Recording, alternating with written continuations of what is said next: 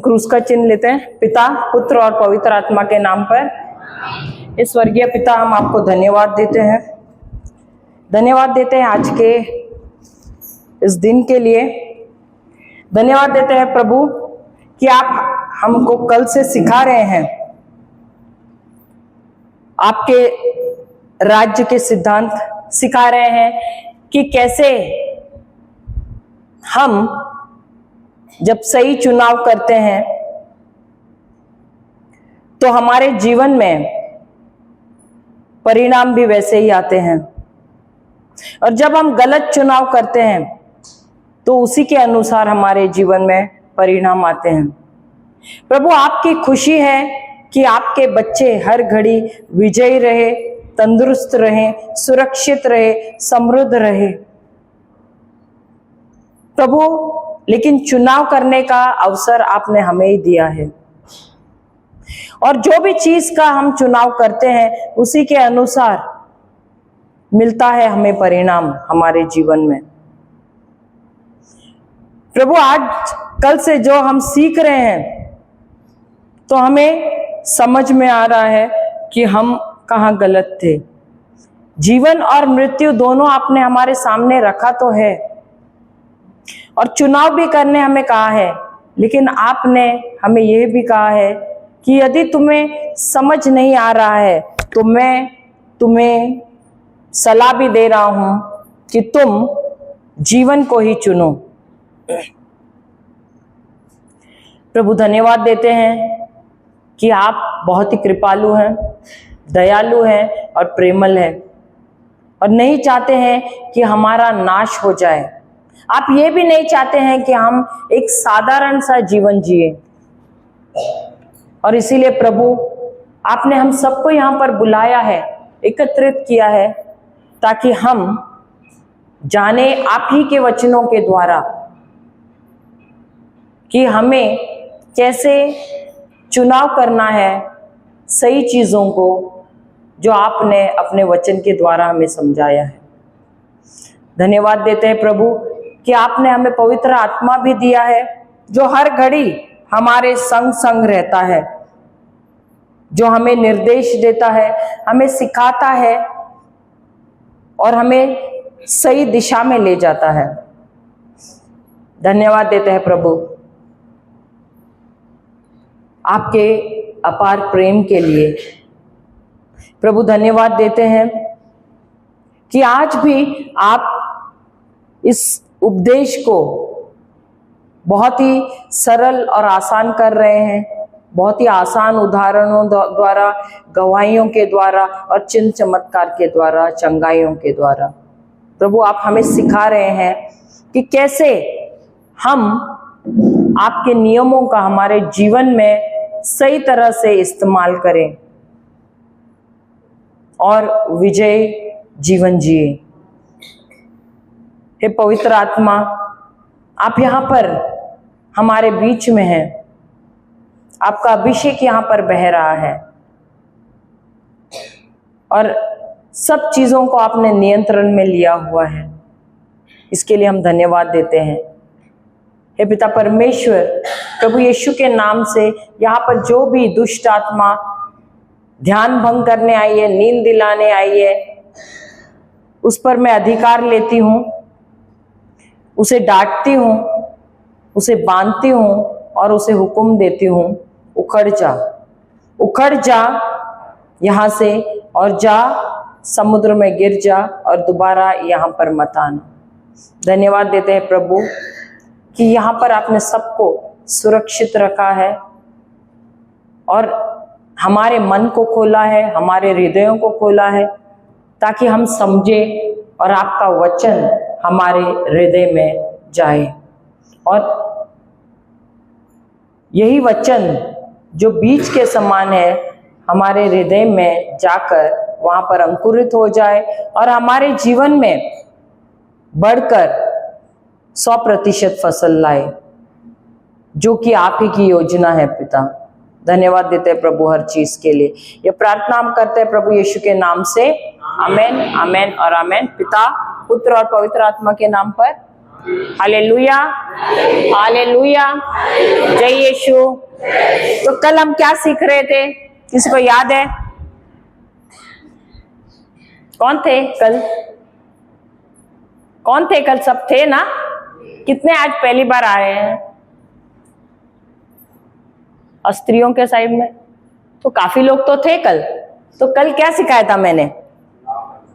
चुनाव करने के लिए प्रभु ने हमारे सामने क्या रखा है? जीवन और मृत्यु। उन्होंने हमारे सामने आशीर्वाद और श्राप दोनों रखा है। Hallelujah, hallelujah. और वो हमसे कहते हैं कि हमको चुनाव करना है। Hallelujah, hallelujah. और इसी को हम सीखेंगे आज भी।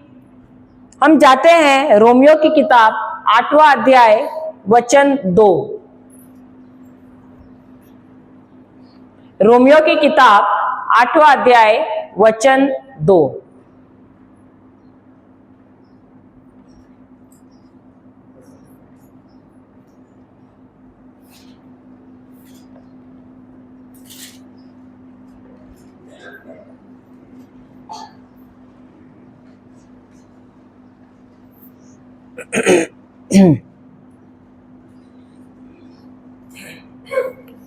माइक ले लो आप, माइक लेके। ये है ना?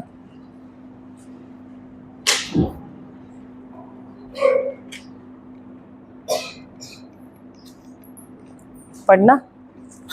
क्योंकि आत्मा के विधान ने जो ईसा मसीह द्वारा जीवन प्रदान करता है, मुझको पाप तथा मृत्यु की अधीनता से मुक्त करने वाले हैं, मुक्त करने वाले हैं, कर दिया है। तो यहां पर भी प्रभु कहते हैं 2 प्रकार के नियम है। कौन सा है? आत्मा का नियम जो हमें, कौन सा है? सुना नहीं क्या आप लोगों ने? कौन सा नियम है? 2 नियम है। जीवन का नियम। अरे आप लोगों ने पढ़ा, सुना नहीं क्या? फिर ऐसे ही बोल रहे थे। सुनते हैं तभी तो बोलते हैं ना, ऐसे ही बोल रहे थे नींद में। दोबारा पढ़ना। क्योंकि आत्मा के विधान ने जो ईसा मसीह द्वारा जीवन प्रदान करता है, मुझको पाप तथा मृत्यु की अधीनता से मुक्त कर दिया। तो 2 नियम हैं। कौन से हैं? आत्मा का जो हमें जीवन देता है, और दूसरा नियम है आत्मा का जो मृत्यु और पाप का है। Hallelujah, hallelujah. अब जब परमेश्वर ने मनुष्य को बनाया, बनाया कि नहीं? तो मनुष्य को बनाया तो उन्होंने क्या किया? उनको कुछ शब्द बोले। सही बात है, हाँ या नहीं? क्या परमेश्वर ने मनुष्य के साथ कुछ बात किया कि नहीं? जब उसकी उत्पत्ति की, उसका निर्माण किया तो कुछ शब्द बोले। सही बात है। और उसे कहा कि यदि तुमने मेरी आज्ञा का पालन किया, मैंने तुम्हें क्या, उसने कहा, क्या कहा उसे? कि जो पेड़, कौन सा पेड़ था? 2 पेड़ थे ना वहां पर, बाकी और थे लेकिन 2 खास पेड़ थे। कौन से थे? एक तो जीवन का पेड़ था और दूसरा ज्ञान का पेड़ था। किस चीज का ज्ञान दे रहा था? भलाई और बुराई का। तो परमेश्वर ने उससे कहा कि तू जीवन के पेड़ का भी फल खा सकता है, लेकिन सिर्फ ये एक पेड़ है वो मेरा है। वो कौन सा है? जो ज्ञान देता है भलाई का और बुराई का, इसका फल मत खाना। और खाने से क्या होगा कि तुम मर जाओगे। Hallelujah, hallelujah. तो ये मनुष्य जब तक वो परमेश्वर के आज्ञाओं का पालन कर रहा था, तब तक देखो, जब परमेश्वर ने मनुष्य को बनाया तो परमेश्वर ने कौन सा नियम बनाया है? जीवन का नियम। पाप और मृत्यु का नियम परमेश्वर ने बनाया ही नहीं था। Hallelujah, hallelujah. और जब तक मनुष्य परमेश्वर की आज्ञाओं के अनुसार चल रहा था, तब तक ये जीवन का नियम लागू था। Hallelujah, hallelujah. लेकिन जिस समय उसने आज्ञा का पालन नहीं किया, उस समय क्या हुआ? कौन सा नियम क्रियाशील हो गया? पाप और मृत्यु का। हालेलुया। अभी आज्ञा का पालन, किसने पाप किया? किसने आज्ञा का पालन नहीं किया? किसने नहीं किया? Hallelujah, hallelujah. आज्ञा का पालन किसने नहीं किया? एवा ने। हालेलुया। तो इसकी वजह से पाप किसके द्वारा आया? किसके द्वारा? मुझे समझ में नहीं आ रहा है, तुम लोग क्या बोल रहे हो? अलग अलग आवाज आ रहा है। अभी किसके द्वारा पाप आया? आज्ञा का पालन किसने नहीं किया? अभी पहले जोर से बोल रहे थे, फिर आवाज ही निकल गया, क्या हो गया? मैं थोड़ा जोर से सवाल पूछा तो आवाज ही बंद हो गया, और थोड़ा जोर से बोलूं तो बाहर तो नहीं भागेंगे। Hallelujah, hallelujah. तो आज्ञा का पालन किसने नहीं किया? और पाप किसकी वजह से आया? सही बात है, गलत है? पाप किसके द्वारा आया? आदम के द्वारा आया। पाप एवा के द्वारा नहीं आया, पाप आया आदम के द्वारा। हालेलुया। क्योंकि जब परमेश्वर ने मनुष्य को बनाया और उसको जब निर्देश दिया था, तब एवा नहीं थी। एवा नहीं थी। एवा कहाँ थी? आदम के अंदर ही थी, लेकिन वो नहीं थी। उसने निर्देश सुना ही नहीं था। उसको निर्देश तो आदम ने दिया था, लेकिन आदम को निर्देश किसने दिया था? ईश्वर ने दिया था। Hallelujah, hallelujah. तो लेकिन आप बोलोगे, लेकिन फल तो किसने खाया? एवा ने खाया ना। हालेलुया। तो उसने फल खाया और उसने जाके उसी फल को किसको दिया? आदम को दिया। हालेलुया। लेकिन निर्णय किसको लेना था? भले एवा ने फल खाया, लेकिन निर्णय किसको लेना था? अभी आदम ने फल क्यों खाया? क्यों? क्योंकि उसको शायद याद आया उस समय कि परमेश्वर ने कहा है कि यदि तुमने इस पेड़ के फल को खाया तो क्या होगा? तुम मर जाओगे। तो क्योंकि एवा ने वो फल खाया, अब उसको ऐसे लगा, अरे मैं तो वापस पहले जैसे अकेला हो जाऊंगा। हालेलुया। क्या आदम पहले अकेला था? कौन बोला नहीं था? एवा को बनाने से पहले अकेला था ना? अकेला था वो। हालेलुया। लेकिन जब परमेश्वर ने सृष्टि का निर्माण किया, उसने क्या किया? सब जानवरों को बनाया, पक्षियों को, पशुओं को, सबको बनाया, पेड़ पौधे, और उसको राज करने के लिए किसको रखा? आदम को रखा। अब परमेश्वर ने मनुष्य को क्यों बनाया? प्रेम के लिए। तो परमेश्वर ने क्या किया? वो खुद प्रेम है, और क्योंकि वो प्रेम है, वो प्रेम देना चाहते थे, इसलिए मनुष्य की सृष्टि की। और वही प्रेम जो है उनमें, वो प्रेम वो किस में उंडेल रहे थे? आदम में। हालेलुया। और आदम क्या कर रहा था? उसी प्रेम को सारी सृष्टि को दे रहा था, बांट रहा था। लेकिन वो प्रेम उसको उनको देने के बाद भी वो उसके जैसा कोई उसे मिल नहीं रहा था जिससे वो प्रेम कर सके। इसीलिए वो क्या वो उदास था, दुखी था? नहीं था। उदास था, दुखी था? नहीं था। तो फिर मनुष्य शादी क्यों करता है? शादी करने से दुखी हो जाता है। सही बात है ना? देखो ये क्या बोल रहे हैं, क्या वो दुखी था, अकेला था? हाँ या नहीं? तो प्रभु ने क्यों बनाया एवा को? ये लोग पूरा कंफ्यूज्ड है। क्यों बनाया एवा को? क्यों बनाया?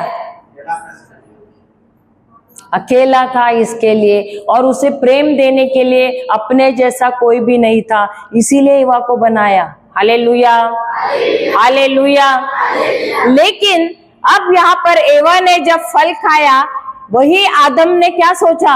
अब ये एवा जो है मुझे मुश्किल से तो मिली है, अब इसने फल तो खाया, अब मैं इसको गवा बैठूंगा, क्योंकि परमेश्वर ने कहा है कि अगर तुमने ये फल खाया इस पेड़ का तो जरूर तुम मर जाओगे।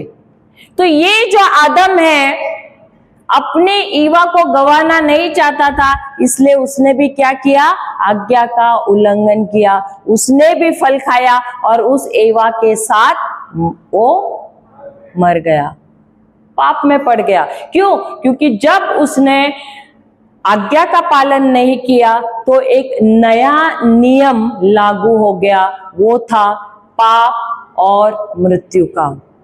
तो ये जो नया नियम था, दूसरा नियम, ये शैतान की वजह से जब उसने कुछ शब्द बोले, देखो जब परमेश्वर ने शब्द बोले मनुष्य को, तब उसने एक नियम को बनाया या लागू किया, वो था जीवन का नियम। लेकिन जब आदम ने उस आज्ञा का पालन नहीं किया तो उसने एक नया नियम लागू किया, उसका नाम है पाप और मृत्यु। Hallelujah, hallelujah. लेकिन अब यही आदम और एवा, ये मनुष्य जाति, क्योंकि इन्होंने पाप किया, उन्होंने आज्ञा का उल्लंघन किया, इसके लिए सारी मनुष्य जाति अब क्या हो गई? इस पाप में आ गई, इस नए नियम में आ गई। Hallelujah, hallelujah. वचन कहता है एक मनुष्य की वजह से क्या हो गया? इस दुनिया में पाप आ गया। हालेलुया, एक मनुष्य की वजह से। और ये जो मनुष्य की वजह से जो भी संतान हुई, उसके बाद सारी संतान क्या हो गई है? पापी हो गई है। हालेलुया, भ्रष्ट हो गई है, और इसलिए उनके जीवन में भी मृत्यु आ गई है। अब ये जो है बच्चे, ये जो संतान है, इन्होंने पाप नहीं किया है, लेकिन जैसे ही वो इस दुनिया में आते हैं वो पापी बनाए जाते हैं। हालेलुया। अभी उदाहरण के तौर पे मैं आपको एक सवाल पूछती हूँ, क्या आपके यहाँ पर कोई 6 महीने का बच्चा है? देखा है कभी 6 महीने के बच्चे को? किसी ने देखा है? ये कौन सा गांव है? कप्पा। कप्पा गांव में बच्चे नहीं है क्या? सब ऐसे बड़े बड़े हो गए हुए हैं क्या? छोटे थे ना आप लोग? तो 6 महीने के बच्चे को देखा है कि नहीं? अब मेरे हर सवाल पे आप लोग क्यों इतना दुविधा करते हैं? उत्तर भी देने के लिए डरते हैं। मेरा बच्चा 7 महीने का। अच्छा, 7 महीने का, ठीक है। अभी 7 महीने का बच्चा है, रेंगता है ना? जन्म दिया। अच्छा, नहीं नहीं नहीं, वैसे नहीं, इतना छोटा 6 महीने का बच्चा। 6 महीने का बच्चा पता है ना आप लोगों को? देखा है ना? अरे बच्चों को देखा है कि नहीं? देखा है ना? अब क्या 6 महीने का बच्चा पाप करता है क्या? करता है क्या? अच्छा, अभी आपका समझो 6 महीने का बच्चा है, आपने उसको प्यार किया और उसको नीचे रख दिया, उतने भी आपकी पड़ोसन आई अपने छोटे से बच्चे 2 महीने के बच्चे को लेकर, और आपने ऐसे किया, उस बच्चे को उठाया। अभी आपका बच्चा हंसेगा ना वहां से। क्या करता है आपका बच्चा? आपने दूसरे को बच्चे को उठाया तो क्यों रोता है? क्यों रोता है? आ? क्यों रोता है मालूम नहीं आपको? मैं माँ से नहीं पूछती, अभी पिता से पूछती हूँ, क्यों रोता है बच्चा? हाँ, देखो माँ को मालूम नहीं है, उनके साथ रहता है और ये लोग ईर्ष्या करना भी सिखाते हैं। तो ईर्ष्या करना कौन सिखाता है? पापा की माँ। ये लो पापा, अच्छा रहेगा तो माँ, बुरा रहेगा तो पापा। रहता किसके साथ है बच्चा? और पापा सिखाते हैं। अच्छा है तो माँ, बुरा है तो हालेलुया। तो ये जो ईर्ष्या, ये जो वृत्ति है ईर्ष्या की, ये जो स्वभाव है, ये ना पापा से ना माँ से आया है। ये आया है कहां से? आदम से। किससे आया है? आदम से आया है। अच्छा, मैं और एक सवाल पूछती हूँ, क्या 1 महीने का, 1 दिन का बच्चा पाप करता है? सोच के बोलो, 1 दिन का बच्चा पाप करता है? करता है कि नहीं? कितने बोलते हैं नहीं करता है? हाथ ऊपर कीजिए। आवाज तो यहां से भी आया था। करता है कि नहीं? कैसे? कैसे करता है? करता है या नहीं? वापस। अच्छा, अभी जैसे माँ ने बच्चे को जन्म दिया, ये बच्चा भी थोड़ी देर में क्या करेगा? हंसता है कि रोता है? किस लिए रोता है? भूख लगा है। सही बात है। अभी पेट भर दिया उसका, थोड़े देर में पेशाब किया, थोड़ा जब तक गर्म लग रहा है तब तक शांत है, जैसे ठंडा लगने लगता है पेशाब, क्या करता है? रोता है। फिर आप जब तक आप उसको बदलते नहीं है उसके कपड़े, तब तक क्या करता है? अब जैसे ही हो गया सुसु, पेट खाली होता है कि नहीं? वापस क्या करता है? क्यों? वो क्या बोलता है? मम्मी जाने दो, मम्मी आज तू बहुत थक गई है, आज तुमने मुझे जन्म दिया है, तुम्हें कितना दर्द होता रहेगा, रहने दो, तुम सो जाओ, मैं भूखा सो जाता हूँ। ऐसे बोलता है क्या बच्चा? वो क्या बोलता है? जब तक मुझे दूध नहीं दोगे, जब तक मैंने पेशाब किया मेरे कपड़े नहीं बदलोगे, तब तक मैं रोता रहूंगा, तुम्हें इतना परेशान करूंगा कि मैं जोर से चीख चीख के। अब ये स्वभाव कौन सा हुआ? स्वार्थी स्वभाव हुआ कि नहीं? क्या वो इतने से बच्चे को स्वार्थ करना सिखाना पड़ता है, या उसका स्वभाव ही है वो? ये स्वभाव कहाँ से आया है? माँ ने सिखाया, पापा ने सिखाया, या आदम से आया है? आदम से आया है कि नहीं? तो ये जो है पाप करने की वृत्ति, ये कहां से आई है? आदम से आई है। क्यों? क्योंकि उसने नए नियम को लागू किया है, जो है पाप और मृत्यु। और इसीलिए जो भी संतान उसके बाद उत्पन्न हुआ है, वो सब हुआ है पापी। उसको पाप करने की जरूरत नहीं पड़ी, जैसे ही जन्म लिया उसके ऊपर थप्पा पड़ गया है कि ये पापी है। उसको कार्य में दिखाने की जरूरत नहीं है कि वो पापी है, उसके ऊपर वो थप्पा ही लग जाता है, क्योंकि ये आदम के ही की संतान है, इसलिए ये पापी है। हालेलुया। और वचन कहता है कि ऐसा कोई भी नहीं है जिसने पाप नहीं किया है। हर कोई किसी ने पाप किया है, इसलिए उसको दंड का वो भागी है। हालेलुया। और इसीलिए हम मनुष्य जाति को बचाने के लिए परमेश्वर को एक योजना बनानी पड़ी, और इस योजना के अनुसार परमेश्वर को इस पृथ्वी पर आकर हमें वो नहीं बचा सकते थे। परमेश्वर को एक कोख की जरूरत थी, एक फैक्ट्री की जरूरत थी, जो देती है शरीर। और ये शरीर पुरुष नहीं दे सकता है, ये शरीर देता है सिर्फ और सिर्फ एक औरत। हालेलुया। क्योंकि उसके पास है एक कोख। हालेलुया। और इसीलिए प्रभु देखो, अगर परमेश्वर आत्मा में यहाँ आए तो पृथ्वी पर वो अयोग्य हो जाएंगे, क्योंकि अगर हमको इस पृथ्वी पर आना है, यहाँ पर कुछ भी कार्य करना है, यहाँ पर हमको वास करना है, तो हमको एक शरीर की जरूरत होती है। इसीलिए शैतान भी यहाँ पर कार्य नहीं कर सकता है, ना परमेश्वर यहाँ पर कार्य कर सकता है, क्योंकि उनके पास शरीर है ही नहीं। हालेलुया। और प्रभु ने जब स्वर्ग और पृथ्वी बनाया तो उन्होंने स्वर्ग दिया है, स्वर्ग अपने लिए रखा है, और पृथ्वी किसको दिया है? मनुष्य को दिया है। और उन्होंने अपने ही खुद के शब्दों द्वारा अपने आप को बंधन में डाला है। क्यों? क्योंकि उन्होंने कहा है कि स्वर्ग मैं मेरे लिए रखता हूं और पृथ्वी मैं तुम्हें देता हूं, मनुष्य को यहां पर राज करने के लिए। Hallelujah, hallelujah. और इसीलिए अगर हम देख रहे हैं हमारे जीवन में बहुत सारी मुसीबतें हो रही है, समस्याएं हो रही है, हम बोलते हैं अरे प्रभु क्या आप आंख बंद करके बैठे, आप देख नहीं रहे हैं?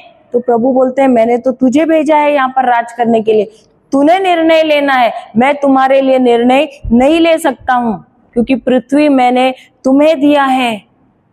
हालेलुया। और अब यहाँ पर अगर मनुष्य को बचाना है, क्योंकि मनुष्य बना है जो राज करने के लिए, जिसे परमेश्वर ने यहाँ भेजा था, वही मनुष्य शैतान की आज्ञा का पालन करने की वजह से वो बन गया है गुलाम शैतान का। और अब शैतान हम पर राज कर रहा है और हमको उसने अपना गुलाम बनाया है, जो प्रभु देख नहीं सकते हैं। और इसीलिए प्रभु अगर उनको अपने पुत्र को भेजना है तो उसमें मनुष्य को नहीं, पुरुष को शामिल नहीं होना है। क्यों? क्योंकि पाप आता है मनुष्य के द्वारा, एक पुरुष के बीज से। क्योंकि आज्ञा का पालन मनुष्य ने नहीं किया था, पुरुष ने नहीं किया था, और इसीलिए पाप का स्वभाव आता है पुरुष से। और इसीलिए माता जब मरियम के पास आता है दूत, तब वो कहता है कि इस जन्म में पुरुष को शामिल नहीं होना है। अगर वहां पर पुरुष शामिल हुआ प्रभु यीशु के जन्म में, तो दोबारा वही होगा, दोबारा पाप का स्वभाव उनमें भी आ जाएगा। अगर प्रभु यीशु को मनुष्य जाति को बचाना है तो उनके अंदर पाप का स्वभाव होना ही नहीं है, और पाप आता है पुरुष के द्वारा। इसके लिए दूत उनको कहता है, दूत आता है बीज लेकर, और वो बीज क्या है? वचन। आप लूका का सुसमाचार अगर पढ़ोगे तो उसमें कहा है कि पवित्र आत्मा को नाम दिया गया है सर्वश्रेष्ठ परमेश्वर। उनको पहली बार नाम दिया गया है, मुझे मालूम नहीं इंग्लिश में दिया है, the most high, power of the most high God करके, यानी परमेश्वर का सामर्थ्य, ऐसा करके उनको नाम दिया गया है पवित्र आत्मा को। तो पवित्र आत्मा का बीज जब माता मरियम ग्रहण करती है तब होती है वह गर्भवती। हालेलुया। और वो बीज क्या है? परमेश्वर का वचन। क्योंकि वचन भी, शब्द भी है एक बीज के समान। आज सुबह भी हम सीख रहे थे, हम किस प्रकार के बीज लेते हैं, नकारात्मक शब्द लेते हैं या जो परमेश्वर का वचन है वो लेते हैं। और जो भी हम अपने जीवन में बोते हैं, जिस प्रकार एक किसान बीज बोता है और वो फसल प्राप्त करता है, उसी प्रकार का, उसी तरह से जब हम गलत शब्द बोलते हैं तो हम क्या कर रहे हैं? गलत बीज बो रहे हैं हमारे जीवन में। जब हम प्रभु का वचन बोलते हैं तो वो भी एक बीज है, और उसी के अनुसार हमारे जीवन में हमको फसल मिलता है। उसी प्रकार मरियम जो है, उन्होंने भी बीज ग्रहण किया जो पवित्र आत्मा द्वारा उनको मिला, और जब उसने उस बीज पर मनन चिंतन किया, पवित्र आत्मा ने उस बीज को लिया और उसे उसने शरीर का रूप दिया। हम अगर यूहन्ना का किताब पहला अध्याय 14 वचन पढ़े तो देखिए वो वचन क्या कहता है। संत यूहन्ना का सुसमाचार पहला अध्याय 14 वचन क्या कहता है?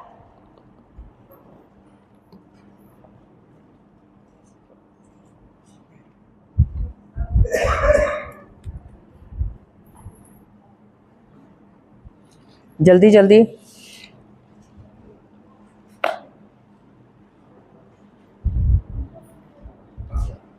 हाँ, पहला अध्याय 14वां वचन, यूहन्ना का सुसमाचार पहला अध्याय 14वां वचन। हाँ, शब्द ने शरीर धारण कर हमारे बीच निवास किया। तो ये शब्द, जब पवित्र आत्मा ने उस शब्द को लिया और उसको शरीर का रूप दे दिया, और यही शरीर का रूप धारण किए हुए कौन आए? प्रभु यीशु आए हमारे बीच में। हालेलुया। और प्रभु यीशु ने क्या किया? जो भी नियम शैतान ने बनाया था, कौन सा नियम था?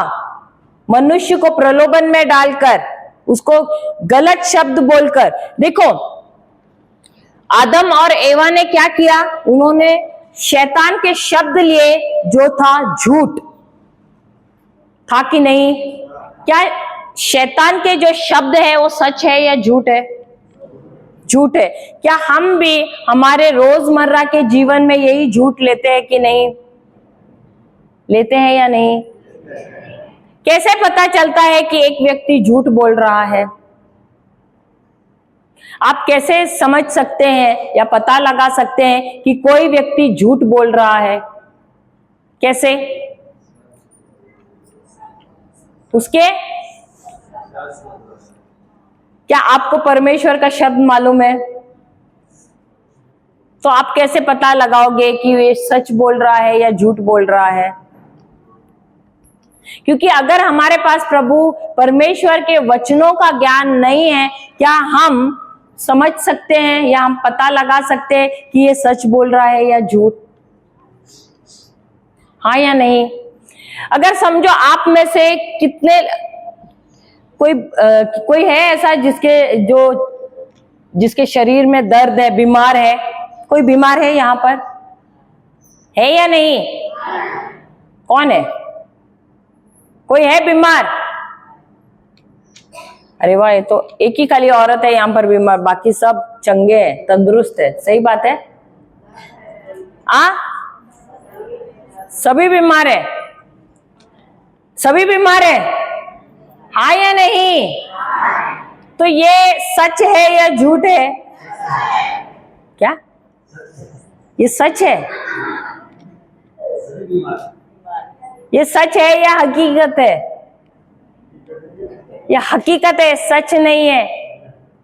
क्योंकि अगर ये सच है तो फिर प्रभु का वचन क्या कहता है? क्या प्रभु का वचन कहता है मेरे बच्चे बीमार रहने चाहिए? क्या प्रभु का वचन ऐसे कहता है? या अभी ब्रेक से पहले ब्रदर ने आपको एक वचन दिया था, 1 पेतरस 2:24। क्या कहता है वो वचन? क्या कहता है? निकालो निकालो, पढ़ो, इनको जरा समझने दो। आप लोग जब बीमार रहते तो आपकी प्रार्थना क्या है? प्रभु मुझे ठीक करो। ऐसे यहाँ पर कोई प्रार्थना नहीं करता है अशोक भाई, प्रभु मुझे ठीक करो?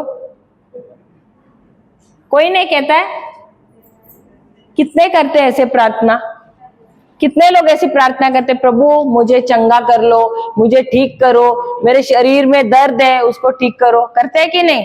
खाली एक ही बहन करती है, बाकी सब नहीं करते। करते हैं ना? तो ये प्रार्थना आपकी सही है? गलत है। ये झूठ है, सबसे बड़ा झूठ है। क्योंकि ये जो शब्द आप बोल रहे हैं ना, ये वचन के खिलाफ है। और जो भी शब्द वचन के खिलाफ है, और जब आप मुंह खोल के बोलते हो, तो आप कौन सा नियम को सक्रिय कर रहे हो? कौन से नियम को क्रियाशील कर रहे हो? मृत्यु और पाप के नियम को। सही बात है। क्यों? क्योंकि वचन क्या कहता है? पढ़िए। आप उनके घावों द्वारा चंगे हो गए हैं। आप उनके घावों द्वारा भले चंगे होने वाले हैं। होने वाले हैं। तो आपके शब्द क्या है? हम बीमार है, प्रभु हमको चंगा करो। तो कौन सा नियम आप सक्रिय कर रहे हैं? तो आपका शब्द और प्रभु का शब्द एक है क्या? तो आप सहमत किसके साथ हो रहे हैं? शैतान के साथ। तो कौन सा नियम आप लागू कर रहे हैं? पाप और मृत्यु का। जो भी शब्द आप चुनते हैं और जिसके अनुसार आप बात करते हैं, आप क्या कर रहे हैं? आप वही नियम को सक्रिय कर रहे हैं। हालेलुया, हालेलुया, जय यीशु। तो अब यहाँ पर प्रभु यीशु को आना है तो उसको एक शरीर की आवश्यकता है जो माता मरियम के द्वारा उनको मिलती है। हालेलुया। और प्रभु यीशु क्या करते हैं? शैतान के साथ। अब मैं आपको एक उदाहरण देती हूं। यहाँ पर कोई कुश्ती करता है? कोई नहीं करता है। आपको कुश्ती मालूम है कि नहीं? कुश्ती मालूम है? यूपी वगैरह में होती है, यहाँ पर तो मुझे मालूम नहीं, मैंने कभी सुना नहीं है। कुश्ती कभी टीवी पे देखा है आपने? आप समझे बम्बई का एक है और यहाँ छत्तीसगढ़ का एक है, ठीक है? या अशोक भाई और आपका नाम क्या है? विनोद। ये दोनों भाई कुश्ती कर रहे हैं, ठीक है?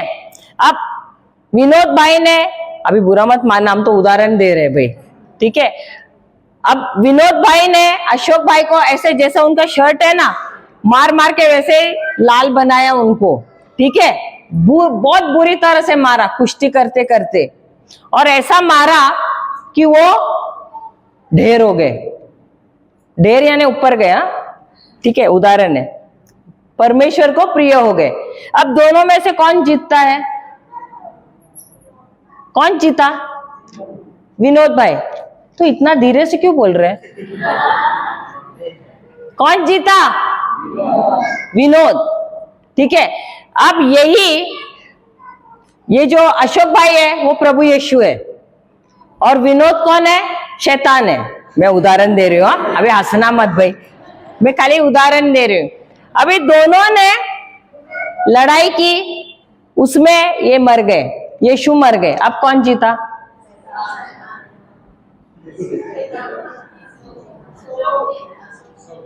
कौन जीता? अब क्रूस पे कौन मरा? तो कौन जीता, शैतान या यीशु?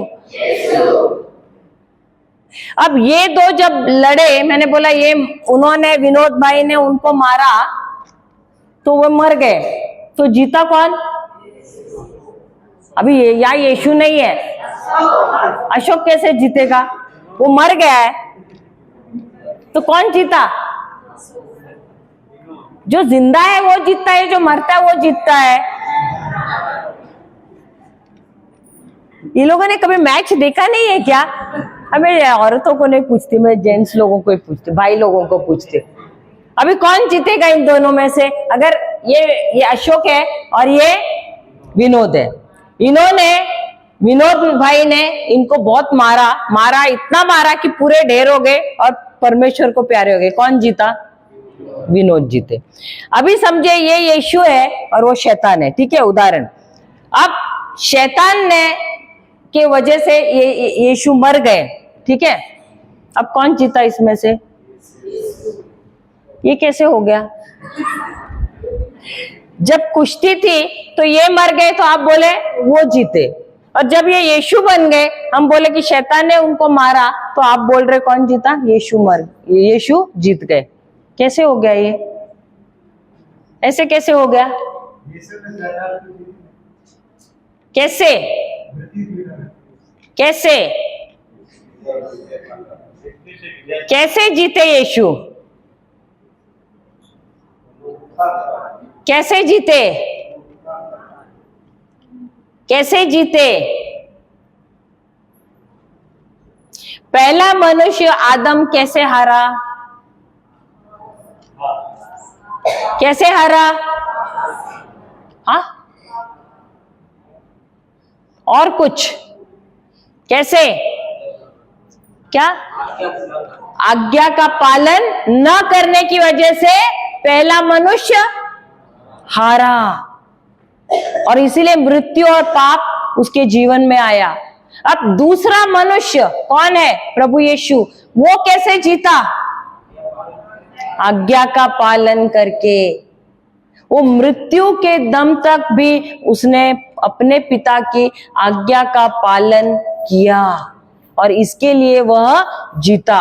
उसने हर एक नियम का हमारे जगह पे, देखो, क्योंकि आदम और एवा ने, उन्होंने आज्ञा का पालन न करने की वजह से उनके जीवन में आया, नर्क का दरवाजा खुल गया।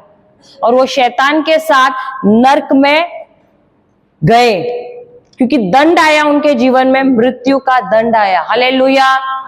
और दूसरा मनुष्य कौन है? प्रभु यीशु। उन्होंने कैसे जीता?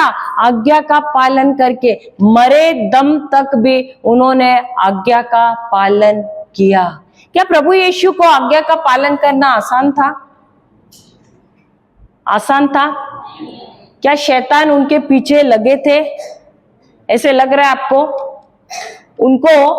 उनको आज्ञा का भंग करने के लिए उनसे क्या शैतान उनके पीछे लगे थे? लगे थे? हाँ या नहीं? कैसे पता? हम जाते इब्रानियों की किताब 5वां अध्याय, इब्रानियों 5वां अध्याय,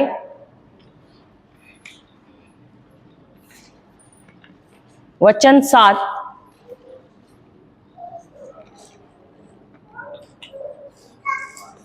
देखो, एक बात याद रखना कि प्रभु यीशु मनुष्य के रूप में आए थे, और क्योंकि मनुष्य के रूप में आए थे, जो हम जो चीजों से गुजर रहे हैं, ठोकरों से गुजर रहे हैं, वैसे ही प्रभु यीशु भी, उनको भी गुजरना पड़ा। हालेलुया। पढ़िए। मसीह ने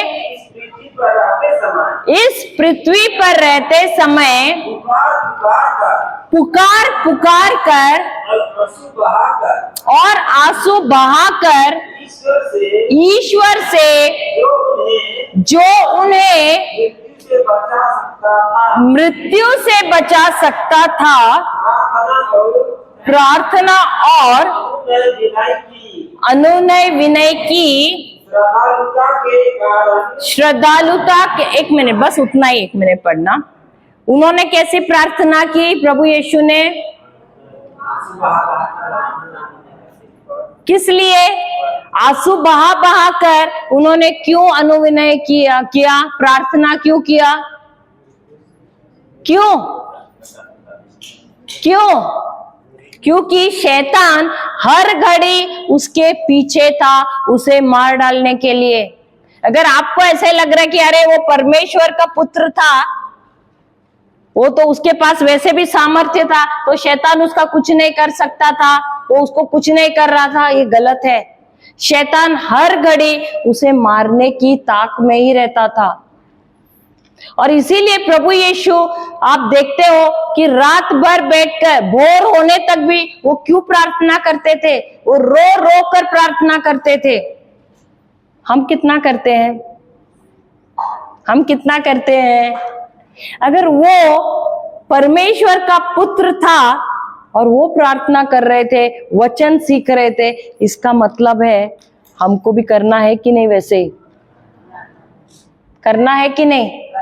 अगर वो हमसे अधिक सामर्थ्यवान हैं और थे भी, और उसके बावजूद भी वो प्रार्थना में, वचन सीखने में समय बिताते थे, तो आपको और मुझे उतना समय बिताना है कि नहीं?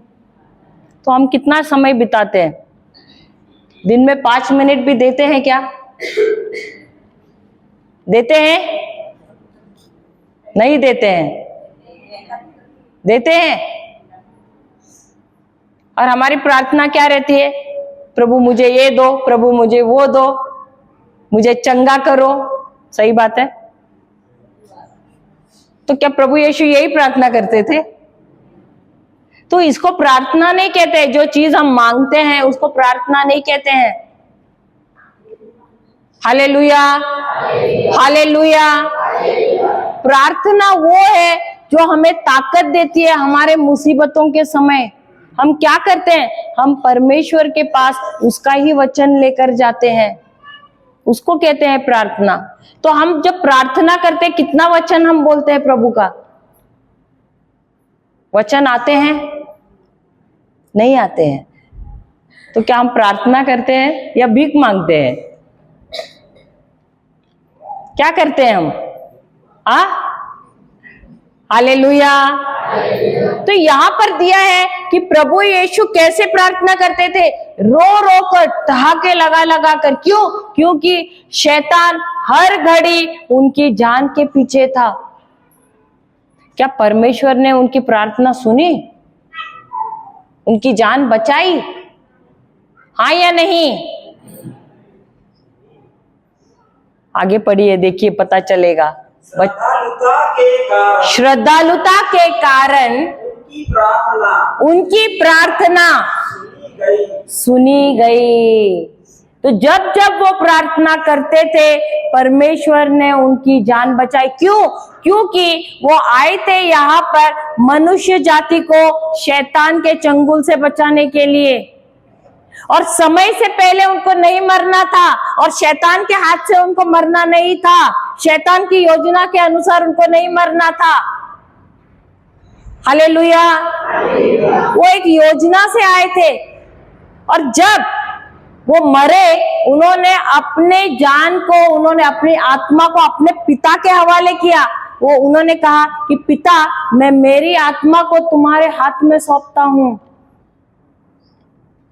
उनको शैतान ने नहीं मारा, उनको यहूदियों ने नहीं मारा, उन्होंने खुद की जान, उन्होंने कहा भी, मैं अपनी जान खुद देता हूं।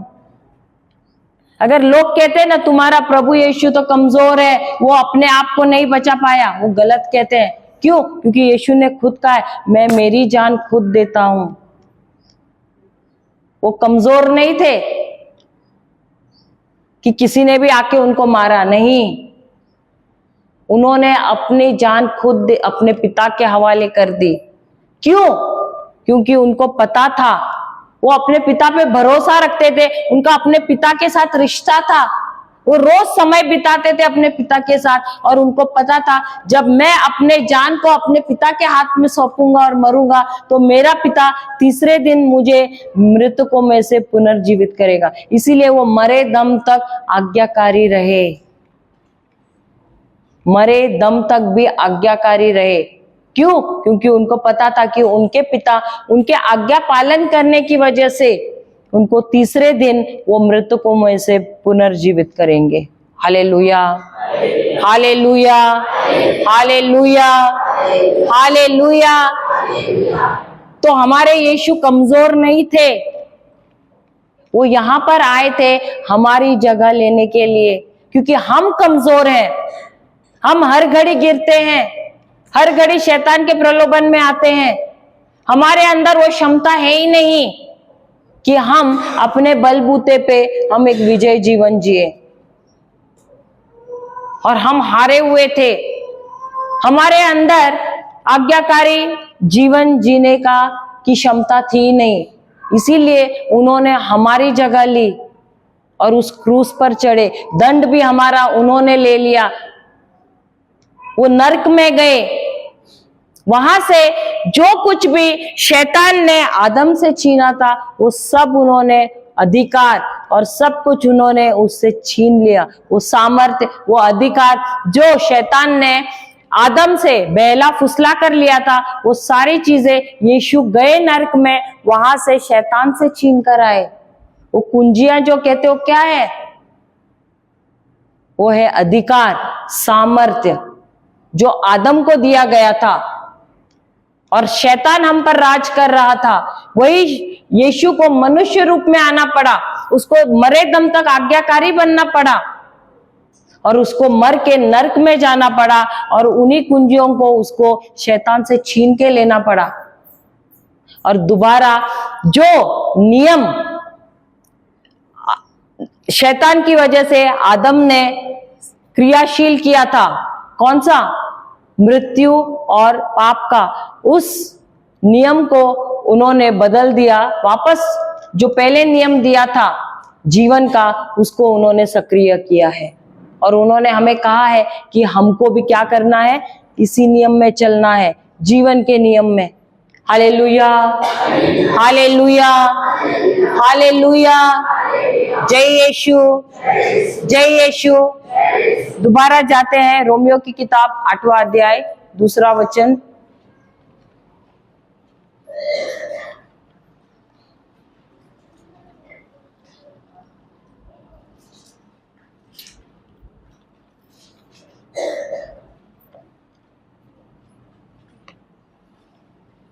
क्योंकि आत्मा के विधान ने क्योंकि आत्मा के विधान ने जो ईसा मसीह द्वारा जो ईसा मसीह द्वारा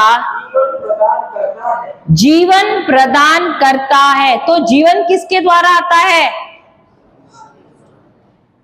जब हम परमेश्वर के शब्द लेते हैं, उस पर हम विश्वास करते हैं और उसके अनुसार जब हम कार्य करते हैं, तब हम कौन से नियम को क्रियाशील करते हैं? जीवन के नियम को। Hallelujah, hallelujah. यही ये वचन कहता है। दोबारा पढ़ना। क्योंकि सभी बोलिए, आत्मा के विधान ने जो ईसा मसीह द्वारा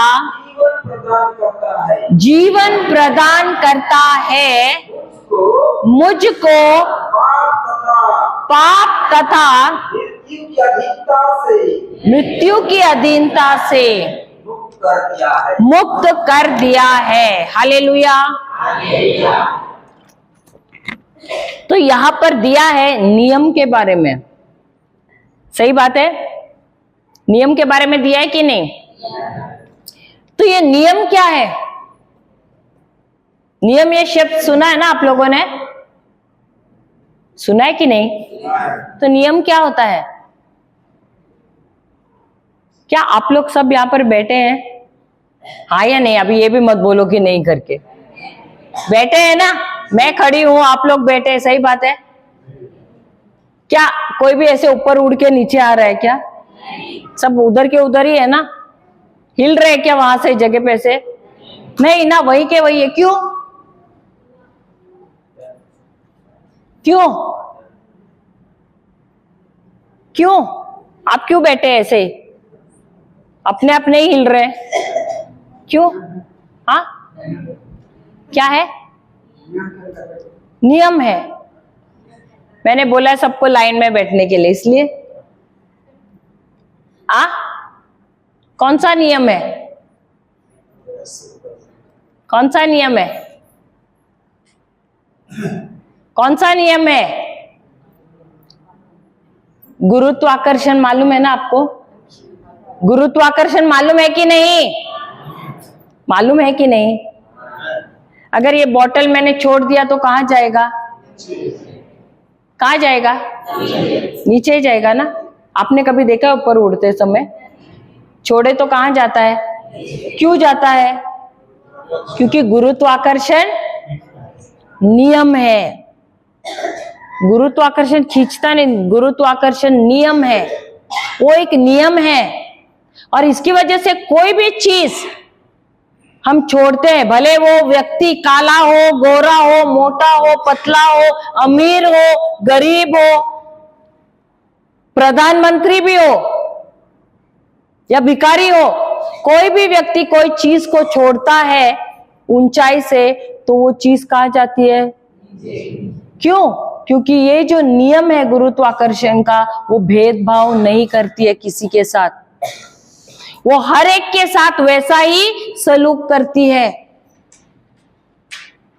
हालेलुया। तो इस नियम के साथ, नियम वो होता है जो परखा गया है। यदि कोई भी उसके साथ शामिल होता है तो उसको उसी के अनुसार परिणाम मिलता है। Hallelujah, hallelujah. अभी जैसे कि ये जो वायर है, आप आ जाओ इधर। ये वायर मैं इनके हाथ में देती हूं, पकड़ लिया ना उन्होंने। अभी मैं ऐसे करती हूँ, इस वायर को छीलती हूं और छिला हुआ आपके हाथ में दूंगी तो आप पकड़ लोगे। ये इसका ये जो है ना, पूरा छिल लूंगी और आपके हाथ में दूंगी, आप पकड़ लोगे तभी। क्यों? आपको पूरा यकीन है? पूरा 100%? लॉक कर दूं? अब ये क्यों नहीं पकड़ रहे हैं? क्योंकि ठीक है, ये नहीं पकड़ रहे। आपको मैं दूंगी विनोद भाई, आप पकड़ लोगे। क्यों? वो क्या, क्यों करंट लगेगा? क्यों? क्योंकि उसके अंदर बिजली है और वो एक नियम है। क्योंकि इसको बाहर से कवर है, इसलिए हमको शॉक नहीं लग रहा है। लेकिन अगर इसको छीलेंगे तो कोई पकड़ेगा क्या? क्योंकि सबको मालूम है ये एक नियम है, अगर नंगी वायर को हम पकड़ेंगे तो हमको शॉक लगेगा। क्यों? क्योंकि बिजली के भी कुछ नियम होते हैं।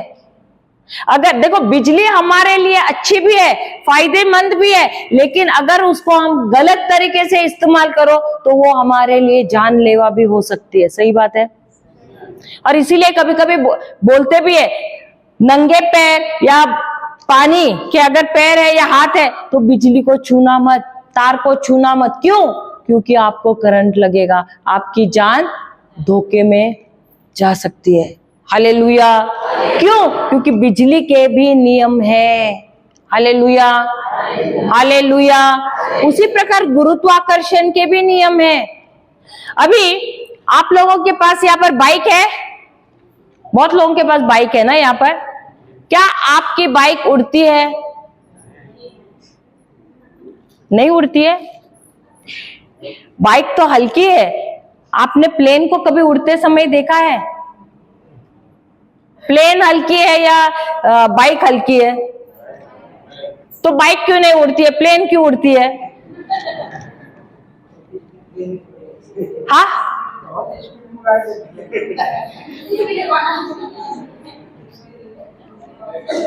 अभी आप कोशिश तो करो, बाइक उड़ेगी, आप भी स्पीड में लो। क्यों? क्यों बाइक उड़ती नहीं है और प्लेन उड़ती है? प्लेन में तो कितने सारे लोग हैं और कितना सारा सामान भी रहता है उसमें। सही बात है। क्यों? क्योंकि देखो, जब प्लेन उड़ता है तो दो प्रकार के नियम लागू हो जाते हैं। सबसे पहले गुरुत्वाकर्षण का नियम तो है ही, लेकिन अगर उसको पायलट को उड़ाना है तो उस बाइक भी रोड पे चलती है, लेकिन कितने स्पीड पे चलती है? चलो ज्यादा से ज्यादा 100 के स्पीड में। सही बात है। लेकिन प्लेन को जब उड़ाना है तो प्लेन को 300, 350 प्रति घंटा उनको एकदम स्पीड से, रफ्तार से उड़ाना पड़ता है। और इतने स्पीड से वो लेते हैं कि सामने से जो हवा आती है वो तूफान बन जाती है, और वही तूफान इस प्लेन के खिलाफ आती है, उस प्लेन को उठाती है और उसे उड़ाती है। हालेलुया। उसको, क्योंकि जब वो पायलट उसको चलाना शुरू करता है वो इतने स्पीड से दौड़ाता है कि एक नया नियम लागू हो जाता है, उसको कहते हैं थ्रस्ट एंड लिफ्ट, और वो नियम लागू होता है। तो इसका ये मतलब नहीं कि जब वो प्लेन आकाश में उड़ता है तो गुरुत्वाकर्षण का नियम बंद हो गया, वो भी लागू है। अगर जिस घड़ी उस पायलट ने इंजन को बंद किया, ऊपर जाने के बाद अगर 3000 स्क्वायर फीट के ऊपर गया और उसने इंजन ही बंद किया, प्लेन क्या होगा? आएगा कि नहीं? तो इसीलिए उसको वो स्पीड मेंटेन रखना पड़ता है ताकि दोनों भी नियम रहे। Hallelujah, hallelujah. तो ये जो नियम जो है गुरुत्वाकर्षण शक्ति का या गुरुत्वाकर्षण का, ये सिर्फ हमारे भारत में ही है। क्यों पता है? क्योंकि जब हम दुबई में जाते हैं, वहां से जब हम बोतल छोड़ते तो उड़ता है। आप विश्वास करते हो क्या? विश्वास करते हो? क्यों? क्योंकि आपको यकीन है कि ये नियम पृथ्वी पे सब जगह पे एक जैसा ही कार्य करता है। Hallelujah, hallelujah. और इसीलिए अगर आप ऊपर से कभी मन किया अरे मैं आत्महत्या करूं और कूदने के लिए जाता, बोलते नहीं बाबा, अगर मैं नहीं मरी तो मेरी हड्डियां टूट जाएगी। होता है कि नहीं ऐसे? सही बात है। तो कोई भी व्यक्ति अगर कुछ गलत काम करने जाता है, सबसे पहले सोचते हैं अगर मैं ये करूं तो ये नियम लागू हो जाएगा और मैं मेरा जान गंवा बैठूंगा। सही बात है? सही बात है कि नहीं? तो इसीलिए हम सोच कर काम करते हैं। क्यों? क्योंकि नियम है। हालेलुया। आप में से ऐसा कोई है जो गया है फादर के पास और बोला फादर मेरे लिए प्रार्थना करो कि मैं गाड़ी चला सकूं, मुझे गाड़ी चलानी नहीं आती है, आप मेरे सर पे हाथ रखो और प्रार्थना करो कि मैं गाड़ी चला सकूं। ऐसे किया है कभी किसी ने प्रार्थना? क्यों नहीं किया है? फादर के प्रार्थना करने से आप गाड़ी चला सकोगे? आपको लाइसेंस मिलेगा? क्यों नहीं मिलेगा? तो हम प्रभु के पास क्यों जाते हैं जब कुछ प्रॉब्लम रहते? प्रभु आप मेरे लिए प्रार्थना करो, फादर जी आप मेरे लिए प्रार्थना करो, लेकिन वचन जो कहता है उसके अनुसार हम करते हैं क्या? करते हैं क्या? प्रभु ने कहा है अपने दुश्मनों से प्रेम करो। अभी घर पे झगड़ा हो गया, सास बहू का उदाहरण दे रही हूं, अभी दोनों का मुंह कहां गया? एक का इधर एक का उधर, हुआ कि नहीं? और घर पे क्या हुआ फिर? महाभारत चालू। सही बात है। और पति का क्या हो गया? ढोल हो गया। पत्नी से भी सुनो, माँ से भी सुनो। होता है कि नहीं? यहाँ छत्तीसगढ़ में नहीं होता है, फादर बोल रहे थे। नहीं होता है ना? होता है। लेकिन प्रभु ने क्या कहा है? उनके नियम, उन्होंने एक ही नियम दिया ना। कौन सा नियम? प्रेम का नियम दिया है कि नहीं? क्या हम उसके अनुसार पालन करते हैं? अरे प्रीच मैं कर रही हूं, वो नहीं कर रहे, सब उसको देख रहे हैं। मालूम है उसने अच्छी साड़ी पहनी है। अभी जाके पति से मत झगड़ा करो, मुझे भी वैसी साड़ी चाहिए। हालेलुया, हालेलुया, जय यीशु, जय यीशु। तो नियम जैसे इस प्राकृतिक दुनिया में चलते हैं, वैसे बाइबल में भी जो जो प्रभु ने कहा है वो क्या है? वो नियम ही है। जो भी शब्द परमेश्वर के मुंह से निकले, प्रभु यीशु के मुंह से निकले, वो भी नियम बना है। और जब हम उसके अनुसार चलते हैं तो हमको भी वैसे ही परिणाम मिलते हैं और हम जीवन का नियम लागू करते हैं। हालेलुया, हालेलुया, हालेलुया, जय यीशु। तो इसीलिए वो वचन कहता है आत्मा का, दोबारा पढ़ना रोमियो की किताब 8वां अध्याय 2 वचन।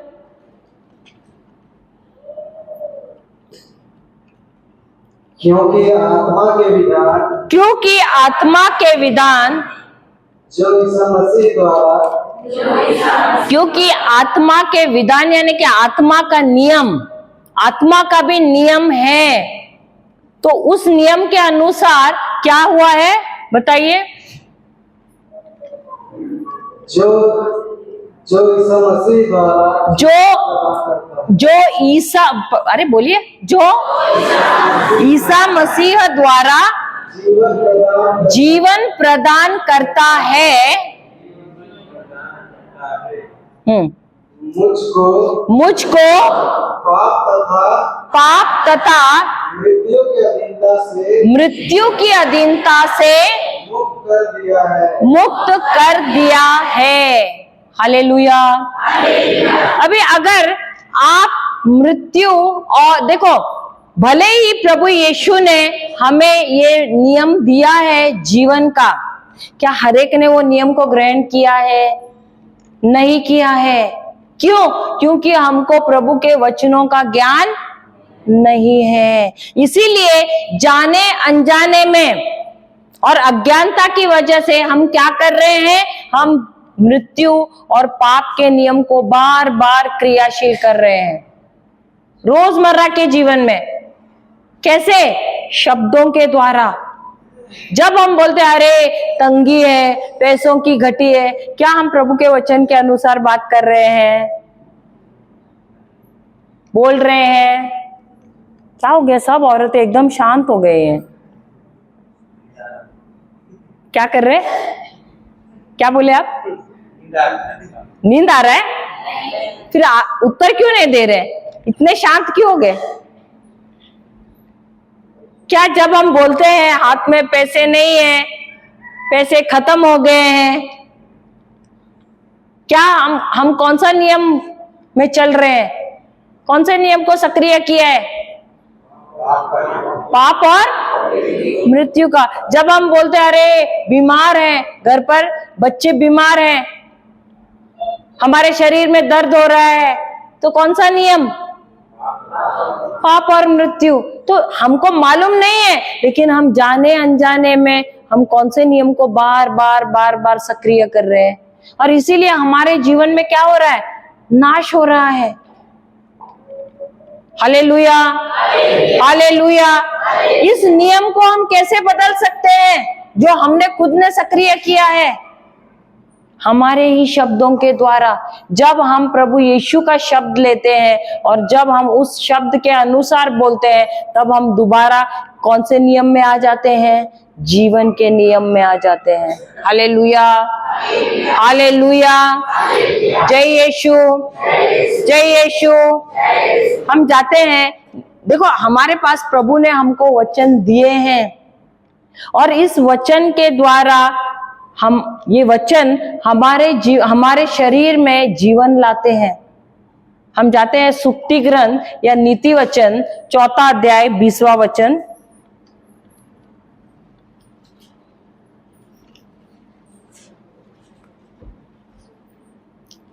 एक बात हमेशा याद रखना, हमारे शब्द, हमारे विचार और हमारे कार्य प्रभु को या शैतान को मौका देते हैं हमारे जीवन में उसके अनुसार कार्य करने के लिए।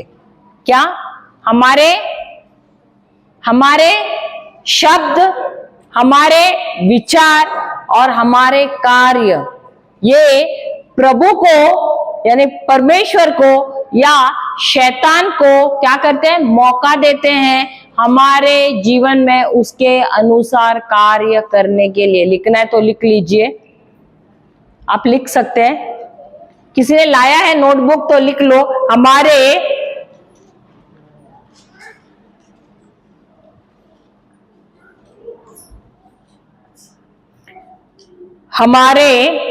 शब्द, हमारे विचार, हमारे विचार और हमारे कार्य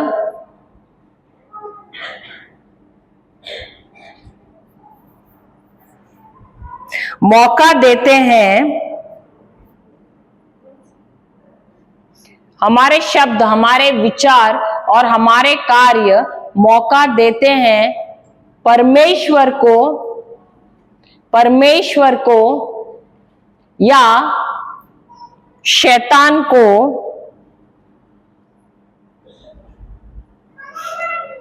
हमारे जीवन में उस प्रकार का कार्य करने के लिए।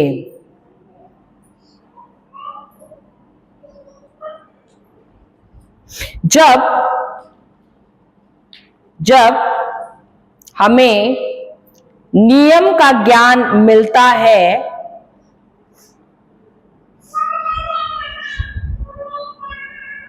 जब हमें नियम का ज्ञान मिलता है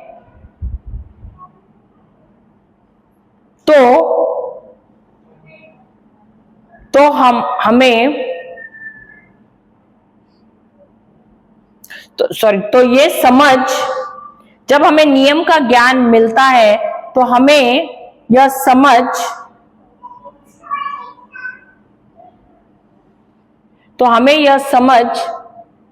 बुद्धि देती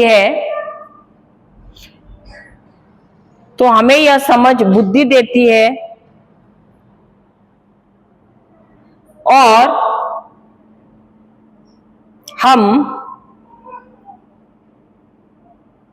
और हम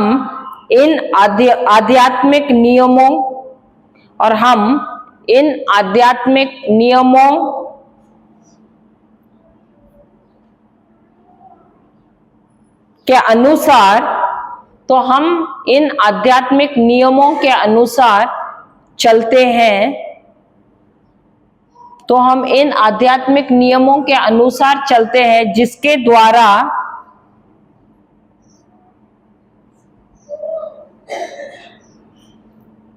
द्वारा हमारे जीवन में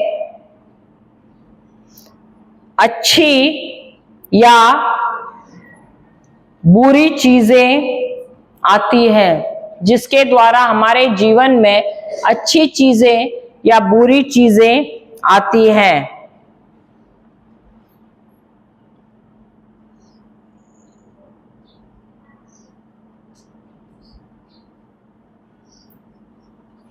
परमेश्वर ने हमें स्वतंत्रता दी है, परमेश्वर ने हमें स्वतंत्रता दी है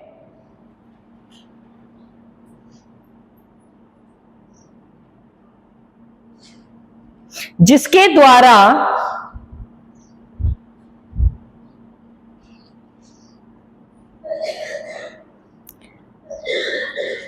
जब हमारे जीवन में समस्याएं आती है, परमेश्वर ने हमें स्वतंत्रता दी है जिसके द्वारा जब हमारे जीवन में समस्याएं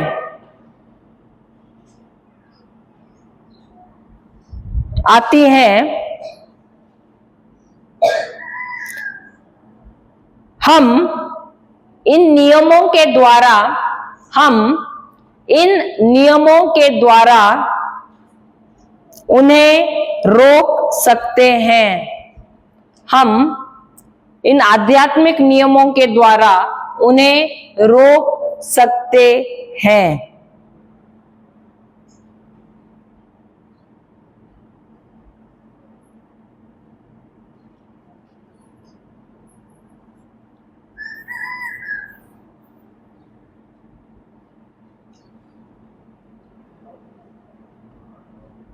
अभी उदाहरण के तौर पे देखो, परमेश्वर ने हमें क्या दिया है?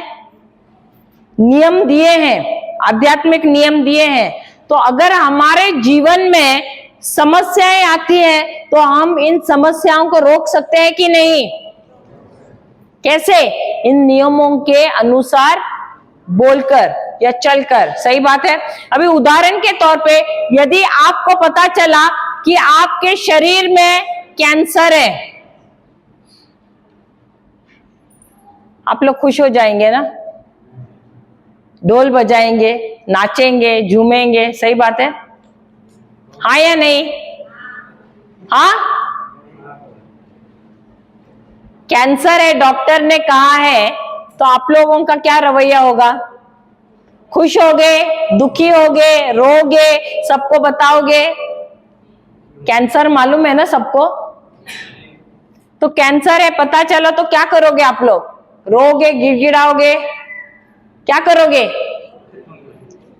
दुखी हो जाओगे। क्यों? क्योंकि जल्दी ऊपर जाने का टिकट आ गया है। सही बात है, सही बात है कि नहीं? तो जब आप दुखी हो जाते हो, रोते हो, तो आपने और उसके बारे में सबको जाके बताते हो, अरे मेरे लिए प्रार्थना करो कि मैं चंगी हो जाऊं, तो आप कौन सा नियम को सक्रिय कर रहे हैं? किसको क्रियाशील कर रहे हैं? पाप और मृत्यु के जीवन को। लेकिन जो व्यक्ति जिसको वचन का ज्ञान है वो क्या बोलेगा? वो बोलेगा प्रभु आपका वचन, भले डॉक्टर का रिपोर्ट कह रहा है कि कैंसर है, लेकिन मैं इसमें विश्वास नहीं करती हूं, क्योंकि आपके वचन में आपने कहा है, 1 पेतरस 2:24 में कहा है कि जब आप क्रूस पर चढ़े तो आपने ये कैंसर अपने शरीर में ले लिया है, और आपके कोड़े खाने की वजह से मैं भली चंगी हो गई हूं। भजन संहिता 118 लिखना है तो लिखिए। भजन संहिता 118 का 17 कहता है कि मैं जीऊंगी नहीं परंतु मैं मरूंगी नहीं परंतु मैं जीवित रहूंगी, ताकि मैं प्रभु आपके गुणगान करूं। Hallelujah, hallelujah. जब मेरे पास परमेश्वर के वचन है तो मुझे नियम मालूम है, और अब मैं वो शब्द नहीं कहूंगी जो डॉक्टर मुझे कह रहा है, जो रिपोर्ट मुझे बता रहा है, लेकिन मैं वो शब्द बोलूंगी और उस नियम को मैं क्रियाशील करूंगी जो प्रभु ने मुझे दिया है अपने वचन के द्वारा। हालेलुया। तो हर घड़ी मेरे सामने यही चुनौती रहती है कि मैं कौन सा नियम सक्रिय करूं, कौन सा नियम क्रियाशील करूं। Hallelujah, hallelujah.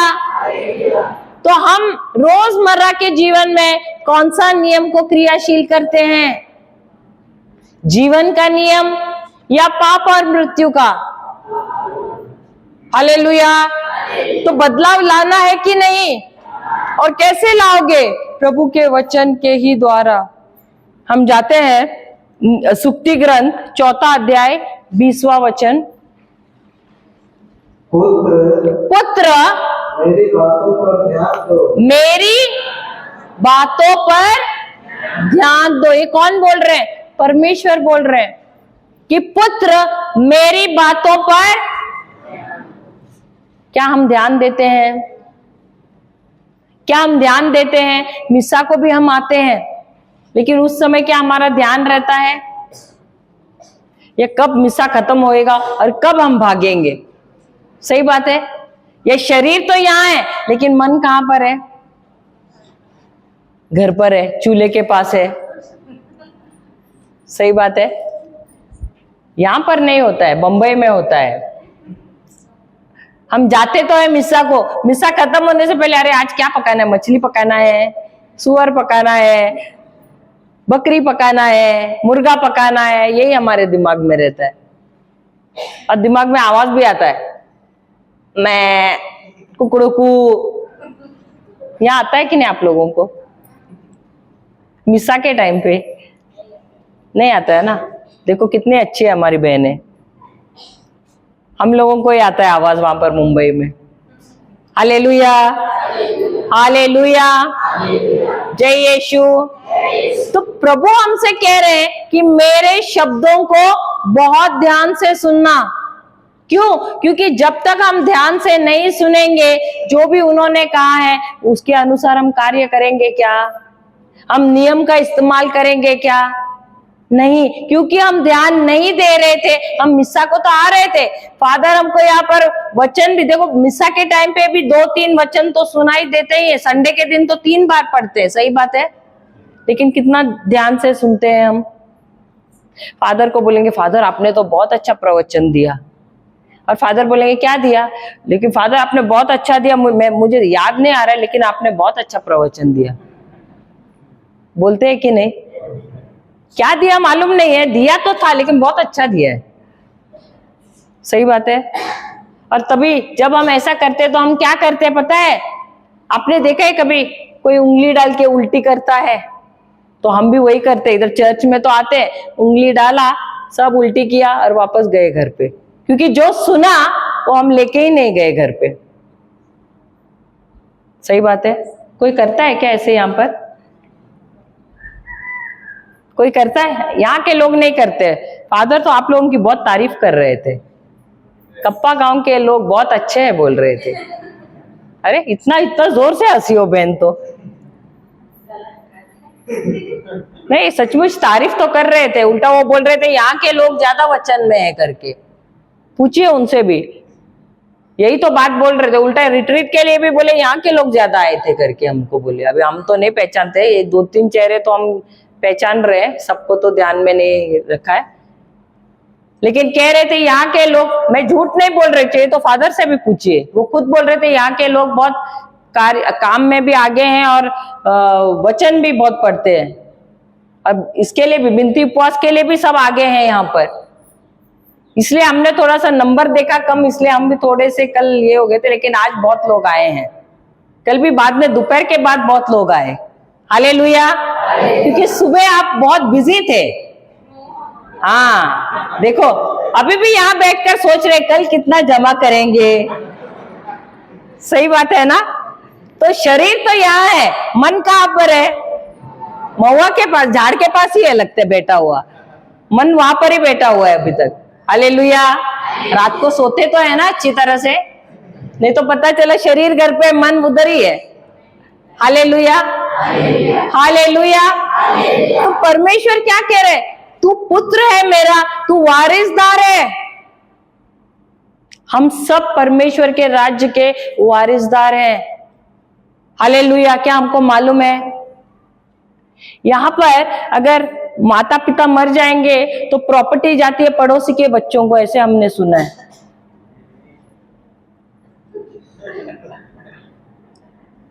माता पिता मरते तो पड़ोसियों के बच्चों को देते हैं ना प्रॉपर्टी, जमीन जायदाद। किसको जाती है? किसको? अपने बच्चों को ना। तो यहां पर प्रभु हमको क्या बुला रहा है? पुत्र पुत्री।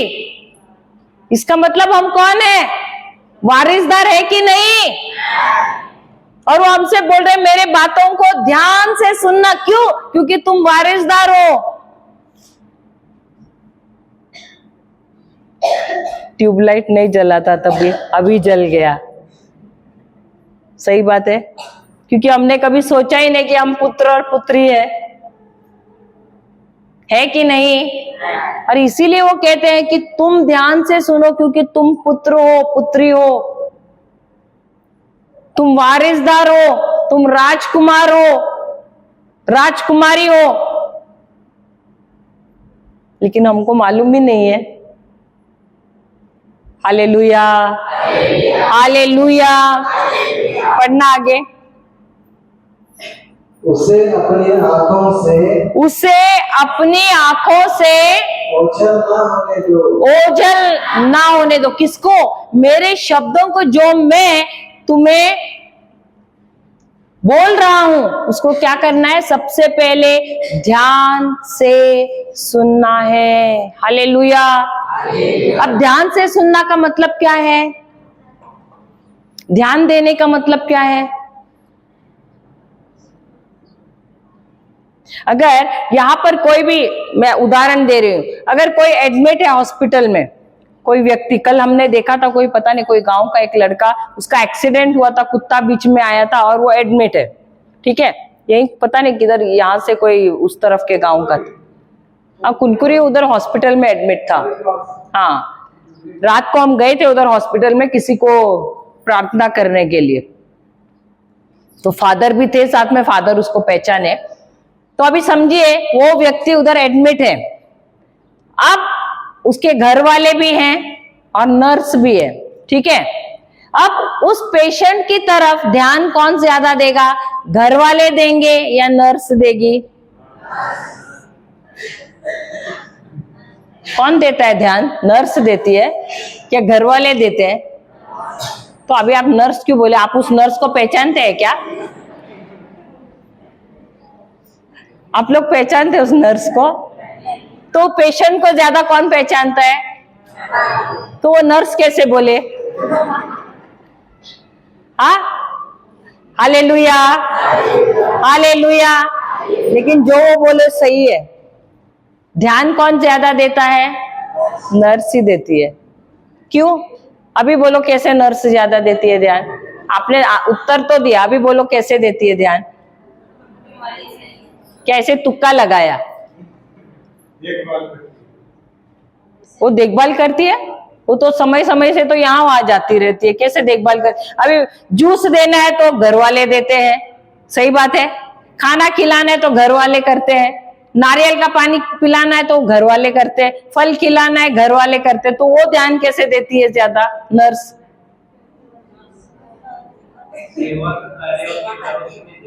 हाँ, नहीं, उन्होंने उत्तर तो सही दिया, लेकिन उनको आधा मार्क का उत्तर दिया। मुझे मैं 5 मार्क का पूछा था, उन्होंने आधा मार्क का उत्तर दिया। Hallelujah, hallelujah. आपने देखा रहेगा खटिया के पास एक बोर्ड रहता है जिसके ऊपर एक पर्ची, एक पेपर लगा हुआ रहता है, सही बात है।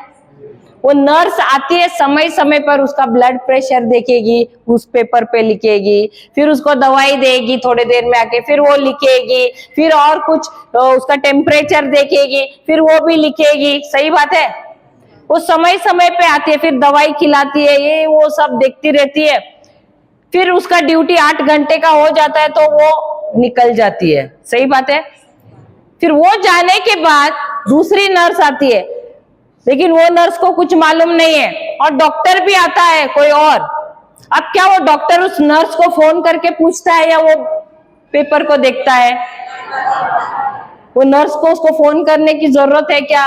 नहीं, उसने सब डिटेल उधर लिखा हुआ है। तो डॉक्टर आता है, देखता है और फिर उसे पता चलता है सुबह से क्या क्या हुआ है इस पेशेंट के साथ, उसने क्या दवाई खाया है, क्या उसका ब्लड प्रेशर बढ़ा है, क्या उसको ग्लूकोज चढ़ाया है, सब कुछ उसको उस पे पता चलता है। तो भले ही वो जो पेशेंट है उसकी बीवी रहे या माता पिता रहे, कोई भी रहे, उनसे ज्यादा ध्यान कौन दे रहा है? नर्स। क्योंकि अगर उसके बीवी को पूछा उसका टेम्परेचर कितना था, पता नहीं, लेकिन था तो बहुत टेम्परेचर, डॉक्टर बोलेगी कि नहीं? कौन सा दवाई दिया? हाँ दिया तो सही, लेकिन पता नहीं वो कोई तो है पेपर वो दिया था, वो लाल गोली दी थी। सही बात है, ऐसे बोलेगी कि नहीं? लेकिन नर्स ने उधर क्या किया है? सब कुछ लिख के रखा हुआ है कि नहीं? इसलिए सबसे ज्यादा ध्यान कौन दे रहा है? नर्स देती है। उसी प्रकार प्रभु हमसे कहता है कि तुम भी मेरे पुत्र और पुत्री हो, तुमको भी क्या करना है? ध्यान देना है। कहां पर? मेरे शब्द पर। जिस प्रकार वो नर्स क्या करे, अभी ये लोग क्या कर रहे हैं? नोट लिख रहे हैं ना, ये क्या करे? नर्स के जैसे नोट्स लिख रहे हैं। क्यों लिख रहे हैं? क्योंकि जब ये हो गया यहाँ से बिनती उपवास, घर पर गए तो जो भी लिखा है, क्या ये कंप्यूटर है इनका दिमाग? नहीं, लेकिन जो लिखा है खोलेंगे, फिर उनको याद आएगा, अरे हाँ ब्रदर ने ये सिखाया था, अरे ये वचन दिया था बराबर, हाँ ये ऐसे देख के उनको सब याद आ जाएगा। हालेलुया। लेकिन जो नहीं लिख रहा है उसको याद रहेगा क्या? क्या उसने ध्यान दिया है क्या? नहीं। इसीलिए प्रभु कहते हैं कि मेरे वचन की तरफ ध्यान से सुनना उसको। हालेलुया। और उसके बाद क्या करना है? उसको अपनी आंखों के सामने, उसे अपनी आंखों से ओझल ना होने दो। उसको अपनी आंखों से ओझल ना होने दो। इसका मतलब क्या है? जो तुम सीख रहे हो, जो तुम पढ़ रहे हो, उसको हर घड़ी उसके बारे में तुमको कल्पना करना है, उसका दर्शन बनाना है, उसके बारे में ही सोचते रहना है। क्योंकि जब तक तुम उसके बारे में कल्पना नहीं करोगे, उसके बारे में सोचोगे नहीं, क्या उसके जैसे तुम्हारा कार्य होगा? नहीं होगा। Hallelujah, hallelujah. फिर उसके बाद उसे अपने हृदय में संजो के रखना। तो तुम्हारे हृदय में क्या क्या है? हृदय कहां पर है ना? हृदय सबको, दिल है ना? तो उसमें क्या रखा हुआ है? 20 साल पहले मेरे सास ने मेरे साथ ऐसा किया था। पता है यहाँ के लोग नहीं करते हैं ऐसा। आप लोग तो काम में बहुत व्यस्त है, महुआ जमा करने में व्यस्त है। सही बात है। तो ये सारी चीजें मैं क्यों बताया आपको? ये सब आपको तो ये सारी चीजें नहीं मालूम है ना? 15 साल पहले की बात मालूम है? अरे आप लोगों की याददाश्त भी तो कमजोर है, कुछ याद नहीं रहता है। हम सिर्फ अच्छी चीजें याद रखते हैं। सिस्टर, हम बुरी चीजें याद नहीं रखते। आप हमको क्या सिखा रहे हो? हाँ, हालेलुया। तो दिल में क्या है? हृदय में क्या है? अच्छी चीजें हैं या 20 साल पहली वाली बातें हैं? क्या हुआ, इतना सोच रहे हैं? अच्छी अच्छी बातें हैं ना? हाँ या नहीं? देखो ये बहन को तो मालूम ही नहीं, हो तो ऐसे ही देख रहे, क्या बोल रही है? गुलाबी साड़ी। अभी ये लोग औरतें जाके सब झगड़ा करने वाले ऐसी साड़ी चाहिए। आप बाहर जाते समय सब देख रहे थे। Hallelujah, hallelujah. तो हमारे दिल में क्या है? प्रभु का वचन है या और कुछ चीज है? क्या है? प्रभु तो कहते हैं मेरे वचन को कहाँ रखना है? हृदय में रखना है। लेकिन क्या रखते हैं हम? चलो रहने दो, आगे ले लो भाई। अच्छा, अपने अलमारी में, आप लोग अलमारी है ना सबके पास? हाँ, अलमारी में है ना? उसके अंदर ऐसे कुछ अच्छा चीज रखने के लिए भी एक छोटा सा ये रहता है। उसके अंदर आप क्या रखते हो? दाल रखते हो, चावल रखते हो, गुड़ रखते हो, लिपस्टिक रखते हो या जेवर रखते हो? हाँ, क्या रखते हो? गहने रखते हो कि नहीं? या दाल चावल रखते हो, सब्जी रखते हो? जो कीमती है वो चीज रखते हो ना। तो हमारे हृदय में क्या रखना है? प्रभु का वचन, जो बहुत अमूल्य है, जो अनमोल है। यही प्रभु कह रहे हैं हमसे, हृदय में क्या है? हृदय में मेरा वचन संजो के रखना। हालेलुया। इसके बाद वह तुम में नवजीवन का संचार करेगी। नवजीवन का संचार करेगी। जब तुम सबसे पहले मेरे वचन पर ध्यान दोगे, उसे अपने आंखों के सामने रखोगे, उसको अपने हृदय में रखोगे, ये वचन क्या करेगा?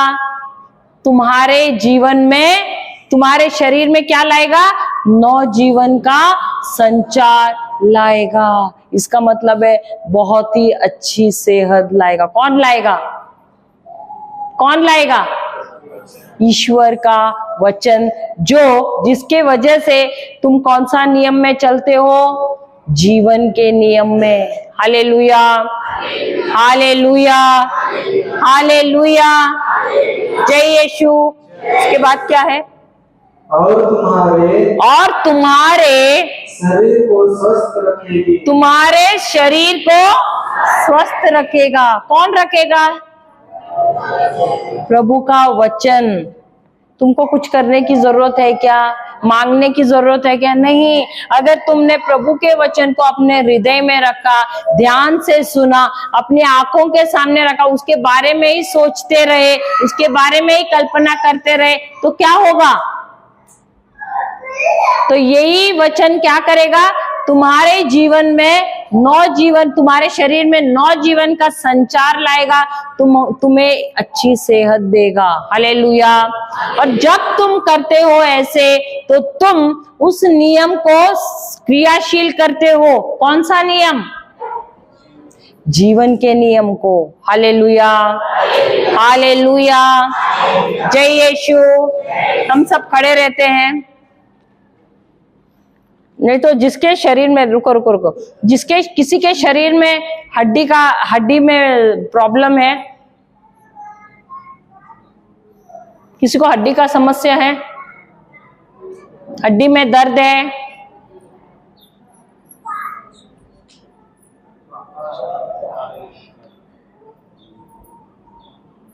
खाली इतने ही लोगों को हड्डी में दर्द है। बाद में हम तुम्हारे ऊपर प्रार्थना नहीं करेंगे। अभी जिसको हड्डी में दर्द है, खड़े रहना, ठीक है? भजन संहिता या स्तोत्र गीत 22 का 14 क्या कहता है? देखिए,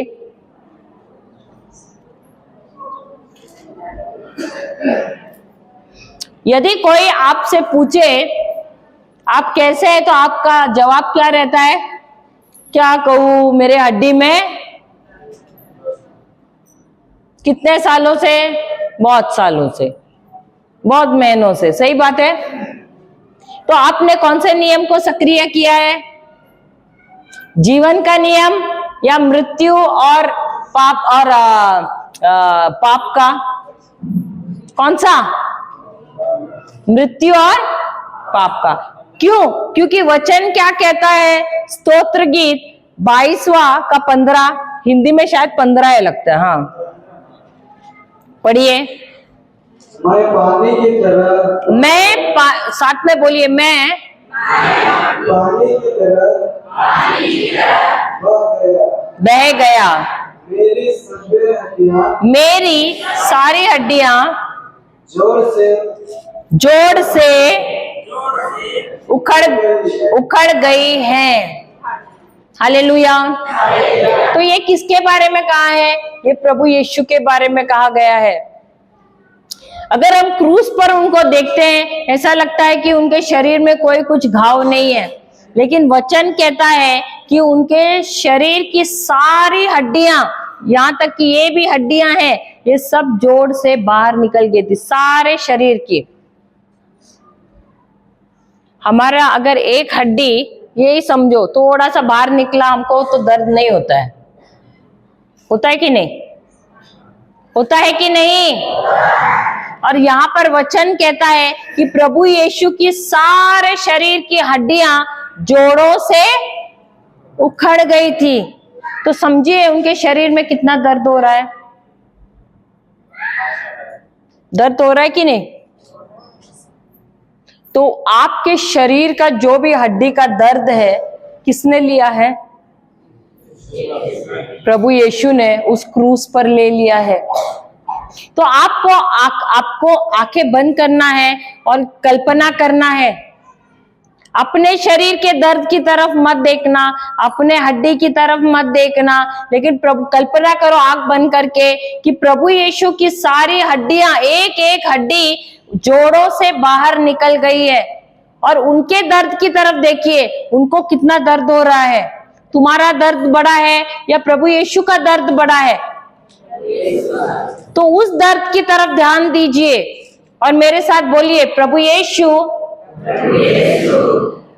वचन कहता है कि आपकी सारी हड्डियां जोड़ों से उखड़ गई थी और उसी दर्द के द्वारा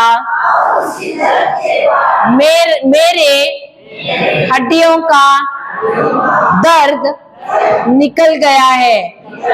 प्रभु यीशु आपकी सारी हड्डियां जोड़ों से उखड़ गई थी और उसी दर्द से मेरा दर्द निकल गया है।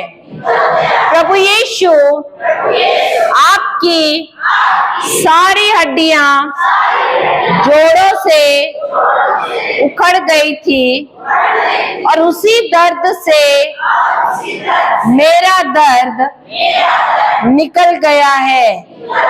प्रभु यीशु आपकी सारी हड्डियां जोड़ों से उखड़ गई थी और उसी दर्द से मेरा दर्द निकल गया है। प्रभु यीशु आपकी सारी हड्डियां जोड़ों से उखड़ गई थी और उसी दर्द से मेरा दर्द निकल गया है। प्रभु यीशु, विश्वास करके बोलिए, प्रभु यीशु आपकी सारी हड्डियां जोड़ों से उखड़ गई थी और उसी दर्द से मेरा दर्द निकल गया है। प्रभु यीशु आपकी सारी हड्डियां जोड़ों से उखड़ गई थी और मेरा सारा दर्द निकल गया है। प्रभु यीशु आपकी सारी हड्डियां जोड़ों से उखड़ गई थी और उसी दर्द से मेरा दर्द निकल गया है।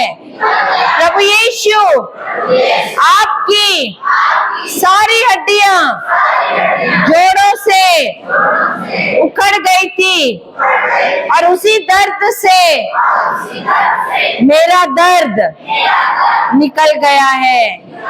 प्रभु यीशु आपकी सारी हड्डियां जोड़ों से उखड़ गई थी और उसी दर्द से मेरा सारा दर्द निकल गया है।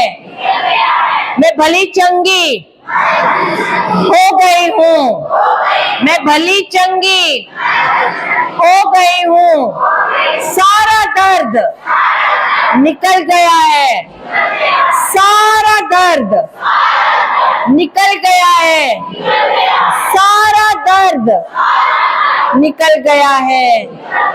धन्यवाद यीशु, मैं चंगी हो गई हूँ। धन्यवाद यीशु,